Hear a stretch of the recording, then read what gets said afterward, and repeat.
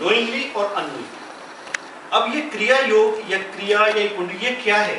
ये है कि कोई बैलगाड़ी में चल रहा है, कोई मोटरसाइकिल में चल रहा है और कोई एरोप्लेन में। डेस्टिनेशन हमारी वही है।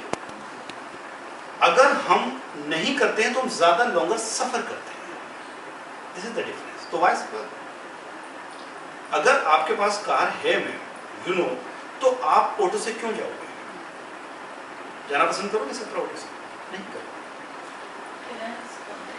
They say that you take rebirth in your soul group, जो जिनके साथ आपका पिछला भी कोई लिंक था, because maybe आपका कर्मिक लेना देना होता है उनके साथ।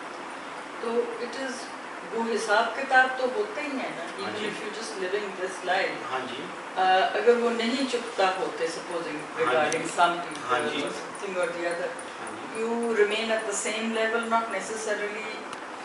मैं आपको इस बात को मैं अपने कोशिश करता हूँ, हालांकि थोड़ा सा ये वेरी कर रहा है लेकिन फिर भी बताता हूँ। जैसे ऐसा है कि किसी आदमी से कोई गुनाह हो गया, कोई क्राइम हो गया, उसे जेल हो गई, लाइफ इम्प्रिजनमेंट हो गई। He is there. He has to serve the life imprisonment throughout in jail। लेकिन अंदर जेल में जाकर के संसार में आकर, इसे संसार को जेल समझ लीजिए आप, जो इस बात के लिए हम आए, हमने कुछ अच्छे कर्म कर रहे हैं एंड विद अवेयरनेस के साथ कर रहे हैं। तो हुआ क्या, अचानक ऑल ऑफ ए सडन 15 अगस्त को एक अनाउंसमेंट हुई कि यार इसकी 4 साल की सजा जो बची है वो माफ की जाती है। सेट आउट, इसको हम बाहर निकाल देते हैं। अब कर्मा हमारा यह है कि लाइफ इम्प्रिजनमेंट पूरी लाइफ हमें झेलना था, लेकिन हम पर ग्रेस हुआ, हम पर ईश्वर की कृपा हुई, हमने अपने कर्मों के जरिए कुछ कर्म काट लिए। ऐसा संभव है, इट हैपन्स। घर में भी होता है, आपने मुंह बना लिया, मैंने मुंह बना लिया, ये किसी प्रकार से हमें माफ कर देगा, चलो यार जाने दो, ये बेवकूफ है, मैं तो मान लिया। तो हुआ कि एक कर्म कट गया। You getting my point? I get your point. Then वो तो आपका सोल का लेना देना। What I'm just talking about the level of evolution उस लाइफ टाइम में is भी, अगर आप जेल में बैठ के पूजा पाठ कर रहे हो तो your soul will evolve is what you are saying, otherwise पिछले कर्म तो करना ही पड़ेगा हिसाब। देखिए पिछले कर्म में भी कमी आएगी, बर्न होंगे, वो घटेंगे, क्यों नहीं घटेंगे? अगर आप ये देखो कि कल तक मैं कोई एक दूसरी प्रकार का कर्म करता था, शराबी पीता था, और आज मैं नहीं पी रहा हूँ, तो जाहिर सी बात है लिवर अब मेरा कम डैमेज होगा, उतना नहीं डैमेज होगा।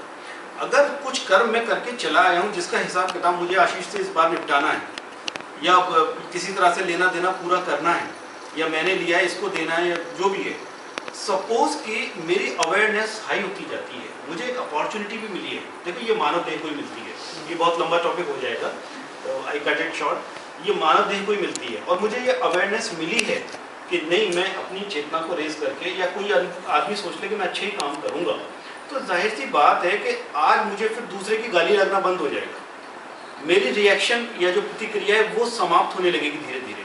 और जब मेरी प्रतिक्रिया जो रिएक्शन है समाप्त होने लगेगी तो मेरे नए कर्म नहीं बनेंगे, they will not add on, और जो पुराने हैं वो घटते चले जाएंगे। मुझे दिल्ली किसी आदमी से मिलने जाना है, मैं ट्रेन में बैठा हुआ, जिस आदमी से मुझे मिलना है, मुझे वहाँ तक सफ़र करना है 8-10 घंटे का जो भी जर्नी है, बीच में कहीं गाजियाबाद में या कहीं खुर्जा में, अलीगढ़ में, जो भी स्टेशन बीच में पड़ रहा है, वो आदमी मुझे अचानक दिख जाता है, will I go to Delhi?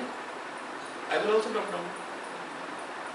अगर मेरे कर्म वहाँ समाप्त हो जा रहे हैं तो वो जो एक्स्ट्रा संचित, देखो 3 प्रकार के कर्म होते हैं, ये थोड़ा सा लंबा टॉपिक है, हम इसके लिए एक दूसरा वो निर्धारित कर लेते हैं, ज़्यादा अच्छा है, तो उसमें मैं डिटेल में आपके साथ शेयर करता हूँ। सो अब हम मेरे ख्याल से कुछ क्रियाएं कर लें। ये हमने सुनने की क्रिया की, कहने की क्रिया की, आप खुद देखेंगे। Please notice your self, your bodily condition. 2 minute के लिए सब आंखें बंद करें।